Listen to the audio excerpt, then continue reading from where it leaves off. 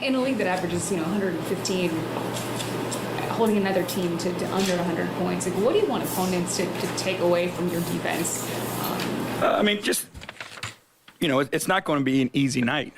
I think our guys have completely bought into the idea of what they're capable of defensively and understand how important that is for our success. And they take pride in it. You know what I mean? Like, it's something they feed off and they want to do. They get upset when guys score on them. They get upset when they give up offensive rebounds or blow an assignment. So I just want, our guys to believe in it the way that they do and understand, like, we can turn it up a notch even more and keep getting better at it, keep understanding our system more, keep working together in our communication, all those things. But, we just want opponents to feel us. We want to be a heavy weight on their shoulders every night. What's that, gratification like for you as a coach when you can see that, kind of like the flip switch that they actually have bought in and they take pride in that? It's fun. And, our goal as coaches is to build something that's sustainable and getting guys to buy in that defense is important and that defense wins and it travels. That gives you a chance to sustain success. We continue to add offensive firepower and talent. But, in our mind, we want to be elite defensively. We want to be able to strangle people and, not give them the opportunity to run off 2-3 in a row. There's a lot of teams where their offense is a run stopper. We want to have our defense be the run stoppers where, we go 3-4 minutes and they don't get a shot or they don't score. And then we're, allowing that to transition us to offense where our guys are so good when we play at pace and move the ball and share the game. But that's kind of where we are, and that allows you to sustain success. If I had to count right, 5 of Max's assists, of the 7 assists, were to Jarrett. What are you seeing between their growth and really them working off of each other? There's a chemistry there. And again, Max is so unselfish. He just makes the right play. Like we were talking pregame about, just the shots, but he's a complete basketball player. He doesn't take, bad shots. If you put 2 guys on him, 100 times in a row, he's going to do the right thing and just throw the ball to the open man. So when he's playing that 2-man game with Jarrett, he plays so fast and defenses have to chase him, that the big has to help a little bit. And all he needs is a little bit of a sliver. J.A. finds the pocket. He makes the play to him, and we get an easy one. Serena asked you pregame about leading going into the fourth quarter. You guys are 16-0 on the road, leading going into the fourth. How impressed are you that you haven't even allowed teams to make a run at you guys in the fourth quarter? How much pride do you guys take in that? It's all about finishing, right? We all know how important fourth quarters are in this league. We know, offensively what the elite players and teams are capable of. But again, it's something that our team takes pride in, the ability to get stops. Like I said, we have guys who can make buckets, right? We have guys that can create for themselves, they can create for their teammates and their shot makers. But there's going to be nights sometimes where that doesn't go. So then what do you depend on? And, we depend on our defense, and our defense transitions us to offense.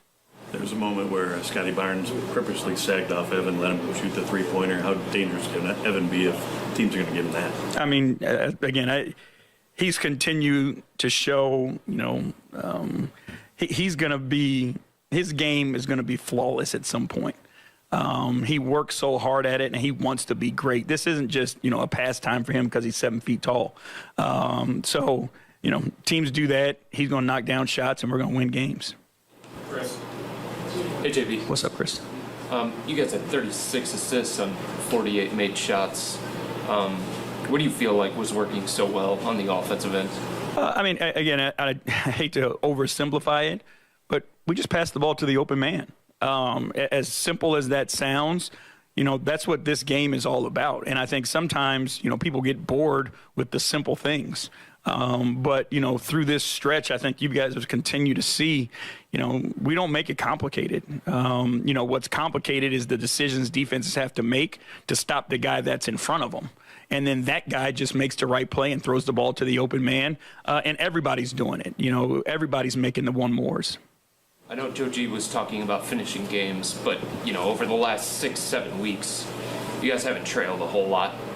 What is the key to playing with a lead and making sure that you maintain the same execution level and all that stuff, even though you are ahead? It's a focus, and again, it's a commitment to one another and to the success that we've had. And everybody knows, like, when we defend, we're very hard to beat.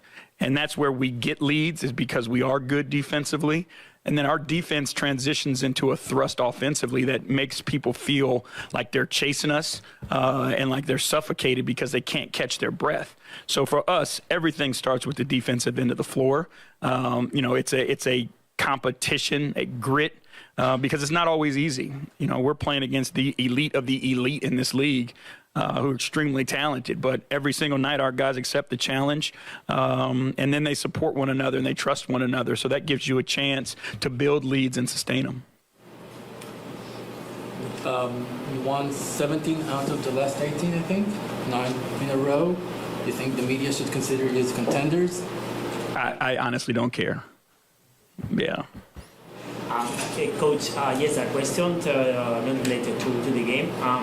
Besides that, the game is becoming more international and based on the region. Do you think that European basketball is closing the gap with the NBA?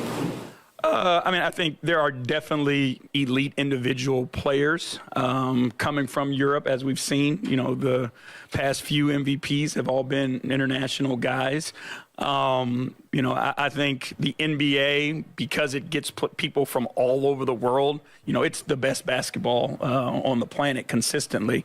But European basketball, international basketball is definitely growing and blossoming. And, you're finding unbelievable talent from every part of the world nowadays. So the game is growing. And that's what I'm a big fan is, like, I love to see the game of basketball grow. Because it's meant so much to us and, done so many things for us. I think that's what you're seeing for sure. Thank you. Thank you. You were understandably a little upset at the way your last visit here ended. Does winning here tonight any extra measure of satisfaction on that one? No, that game was, a long time ago. A lot has happened since then.